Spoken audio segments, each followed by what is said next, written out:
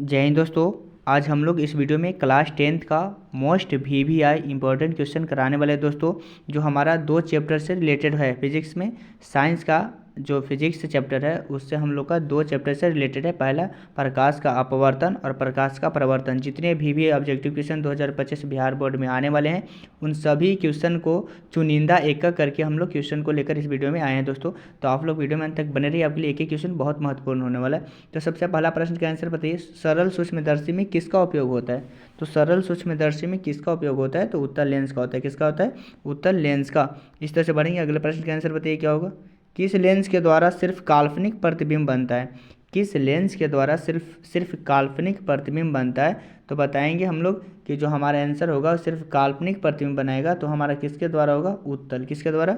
उत्तल के द्वारा हमारा काल्पनिक प्रतिबिंब बनता है। इस तरह से बढ़ेंगे, अगले प्रश्न का आंसर बताएंगे दोस्तों क्या होगा। परावर्तन के नियम से निर्धारित होता है। तो परावर्तन के जो नियम से जो निर्धारित होता है वो आपतन कोण बराबर परावर्तन कोण होता है। ऑप्शन नंबर ए होगा। इस तरह से बढ़ेंगे, अगले प्रश्न का आंसर बताइए क्या होगा। काल्पनिक प्रतिबिंब होता है।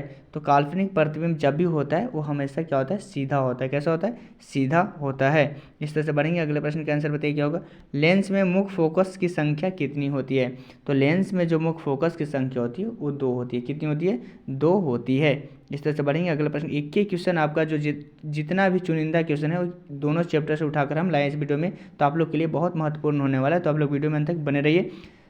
इस क्वेश्चन के आंसर बताइए क्या होगा। सर्च लाइट का परावर्तक सतह होता है। तो सर्च लाइट का परावर्तक सतह अवतल होता है। कैसा होता है? अवतल होता है। इस क्वेश्चन का आंसर बताइए क्या होगा। दाढ़ी बनाने में कौन सा दर्पण प्रयुक्त होता है? तो दाढ़ी बनाने में जब भी होता है तो अवतल दर्पण का उपयोग किया जाता है। किसका? अवतल दर्पण का। अगर आप लोग बिहार बोर्ड 2025 के लिए तैयारी कर रहे हैं दोस्तों, तो आपके लिए एक एक क्वेश्चन बहुत महत्वपूर्ण होने वाला है। आप लोग क्वेश्चन में इस वीडियो में अंत तक बने रहिए। एक उत्तल लेंस की क्षमता 1 डायोप्टर है, तो उस लेंस की फोकस दूरी क्या होगी? तो जब 1 डायोप्टर होगा ना, जब फोकस दूरी पूछेगा तो प्लस 100 सेंटीमीटर होगा।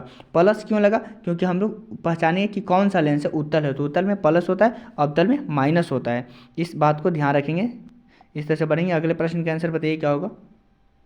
एक गोलीय दर्पण तथा किसी पतले गोलीय लेंस दोनों की फोकस दूरियां -15 सेंटीमीटर है। तो दर्पण तथा लेंस संभवतः क्या होगा? तो देखिए, दर्पण तथा लेंस संभवतः क्या होगा पूछ रहा है, तो बताएंगे दोनों अवतल होगा, क्योंकि माइनस जब भी होता है तो उत्तल दर्पण हो चाहे लेंस हो, दोनों में क्या होता है? अवतल ही लेंस होता है, माइनस रहेगा। तो ध्यान रखिएगा। इस तरह से बढ़ेंगे, अगले प्रश्न का आंसर बताइए दोस्तों क्या होगा। प्रकाश के अपवर्तन के कितने नियम है? तो प्रकाश के अपवर्तन के कितने नियम है? तो 2 नियम है। प्रकाश के परावर्तन के कितने नियम है? तो 2 ही नियम है, ध्यान रखेंगे।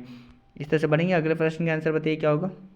यदि किसी माध्यम के अपवर्तनांक का मान होता है, तो किसी माध्यम का जब अपवर्तनांक का मान होता है तो साइन आई बटे साइन आर होता है। ऑप्शन नंबर ए होगा। इस तरह से बढ़ेंगे, अगले प्रश्न के आंसर बताइए क्या होगा। एक उत्तल लेंस होता है। तो एक उत्तल लेंस होता है, तो इसका आंसर आप लोग कमेंट बॉक्स में बताइए क्या होगा। एक उत्तल लेंस होता है तो होता है किनारों की अपेक्षा बीच में मोटा होता है। उत्तल लेंस का है कि किनारों की अपेक्षा बीच में मोटा होगा। इस तरह से बढ़ेंगे, अगले प्रश्न के आंसर बताइए। अवतल लेंस का आवर्धन बराबर होता है। तो अवतल लेंस का जो आवर्धन बराबर होता है तो भी बटे यू होता है लेंस में, और दर्पण में पूछता तो माइनस भी बटे क्या होता? यू होता। ठीक है। इस तरह से बढ़ेंगे, अगले प्रश्न के आंसर बताएंगे दोस्तों क्या होगा। एक गोलीय दर्पण में फोकसांतर एवं वक्रता त्रिज्या के बीच क्या होता है? तो फोकसांतर एवं वक्रता त्रिज्या के बीच होता है आर बराबर 2f। क्या होता है? आर बराबर 2f, नहीं तो फिर एफ बराबर r/2 होता है। तो अब किसी ऑप्शन में अगर ऐसा दिखाई दे चाहे ऐसा, तो उसको ऑप्शन को टिकअप किया जाएगा। इस तरह से बढ़ेंगे, अगले प्रश्न के आंसर बताइए दोस्तों क्या होगा। सोलर कुकर में प्रयोग किया जाता है। तो सोलर कुकर में जब भी प्रयोग किया जाता है वो हमेशा रहता है अवतल दर्पण। कैसा रहता है? कौन सा दर्पण? अवतल दर्पण का। इस तरह से बढ़ेंगे, अगले प्रश्न के आंसर बताइएगा। एक उत्तल लेंस में बना प्रतिबिंब होता है। तो उत्तल लेंस में बना प्रतिबिंब जो होता है वो वास्तविक और उल्टा होता है। वास्तविक और उल्टा होता है। इस तरह से बढ़ेंगे, अगले प्रश्न के आंसर बताइए होगा। उत्तल लेंस में जब बीम एफ और 2f के बीच रखा जाता है तब बना प्रतिबिंब कैसा होता है? बताइए। जब लेंस में जब बीम को f और 2f के बीच रखा जाता है ना, तो बाना प्रतिबिंब जो होता है वो हमेशा बड़ा और वास्तविक होता है। कैसा होता है? बड़ा और वास्तविक होता है। इस तरह से बढ़ेंगे, अगले प्रश्न के आंसर बताइए क्या होगा। 2 वक्रीय पृष्ठों से घिरे ठोस माध्यम को क्या कहते हैं? 2 वक्रीय पृष्ठों से घिरे ठोस माध्यम को हम लोग क्या कहते हैं? तो गोलीय लेंस कहते हैं। क्या कहते हैं? गोलीय लेंस कहा जाता है। इस तरह से बढ़ेंगे, अगले प्रश्न का आंसर बताइए क्या होगा। एक गोलीय दर्पण जो बाहर की तरफ वक्रित हो क्या कहलाता है? तो जब एक गोलीय दर्पण जो बाहर की तरफ जो वक्रित होगा वो उत्तल दर्पण कहलाएगा। क्या कहलाएगा? उत्तल दर्पण। इस तरह से बढ़ेंगे। अगले प्रश्न का आंसर बताइएगा होगा, गोलीय दर्पण के परावर्तक पृष्ठ के केंद्र को दर्पण का कहा जाता है। गोलीय दर्पण के परावर्तक पृष्ठ के केंद्र को दर्पण का क्या कहा जाता है? तो ध्रुव कहा जाता है। ध्यान रखेंगे, एक ही क्वेश्चन आपका बहुत इंपॉर्टेंट क्वेश्चन होने वाला है, क्योंकि आपके लिए जितने क्वेश्चन करवा रहे हैं चुनिंदा क्वेश्चन हो रहा है इस वीडियो के माध्यम से। प्रकाश का अपवर्तन और परावर्तन दोनों चैप्टर से जितना भी ऑब्जेक्टिव क्वेश्चन था, इस क्वेश्चन को हम लोग इस वीडियो में फाइनल करने वाले हैं। तो इस तरह से बढ़ेंगे। अगले प्रश्न का आंसर बताइए क्या होगा, किसी लेंस द्वारा उत्पन्न आवर्धन का ऐसे मात्रक क्या होता है? तो आवर्धन का जब भी मात्रक पूछेगा ना तो मात्रक हीन होता है। क्या होता है? मात्रक विहीन होता है।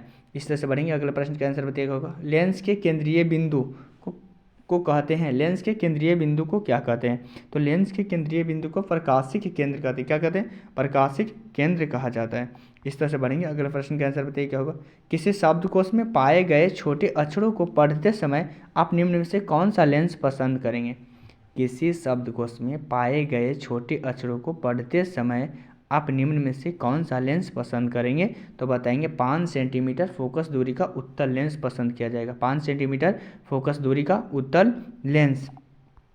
इस तरह से बढ़ेंगे। अगले प्रश्न का आंसर बताइए, इनमें कौन दर्पण सूत्र है? तो दर्पण सूत्र जब भी होता है 1/f बराबर 1/v माइनस 1/u होता है। ऑप्शन नंबर ए होगा। और लेंस पूछेगा तो खाली माइनस हो जाएगा, 1/f बराबर 1/v माइनस 1/u होता है। ध्यान रखेंगे। इस तरह से बढ़ेंगे। अगले प्रश्न का आंसर बताइए क्या होगा,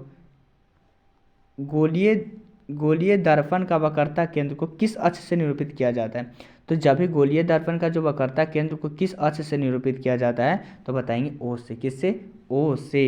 इसी तरह से बढ़ेंगे। अगले प्रश्न का आंसर बताइए क्या होगा, निर्वात में प्रकाश की चाल होती है, निर्वात में प्रकाश की चाल कितनी होती है? तो 3 × 10⁸ मीटर प्रति सेकेंड होता है। ध्यान रखेंगे, निर्वात में प्रकाश की चाल पूछेगा तो 3 × 10⁸ मीटर प्रति सेकेंड होगा। इस तरह से बढ़ेंगे। अगले प्रश्न का आंसर बताइएगा होगा, दंत विशेष मरीजों को दांतों का बड़ा प्रतिबिंब दिखने के लिए किस दर्पण का उपयोग होता है? तो अवतल दर्पण का होता है। किस दर्पण का? अवतल दर्पण का उपयोग किया जाता है। इस तरह से बढ़ेंगे। पतले लेंस की आवर्धन क्षमता होती है, तो पतले लेंस की जब आवर्धन क्षमता पूछता है तो उसका कम होता है। ध्यान रखिएगा, क्या होगा? कम होगा। इस तरह से बढ़ेंगे। अगले प्रश्न का आंसर बताइएगा होगा, मोटे लेंस की आवर्धन क्षमता होती है, तो मोटे लेंस की जो आवर्धन क्षमता होती है वो अधिक होती है। कैसी होती है? अधिक होती है। इस तरह से बढ़ेंगे। अगले प्रश्न का आंसर बताइए क्या होगा, अवतल दर्पण के ध्रुव और मुख्य फोकस के बीच रखे बीम का प्रतिबिंब की प्रकृति होती है। क्वेश्चन बोल रहा है कि अवतल दर्पण के ध्रुव और मुख्य फोकस के बीच रखे बिंब का प्रतिबिंब की प्रकृति कैसी होती है? तो आभासी एवं सीधा होती है। कैसी? आभासी एवं सीधा होती है।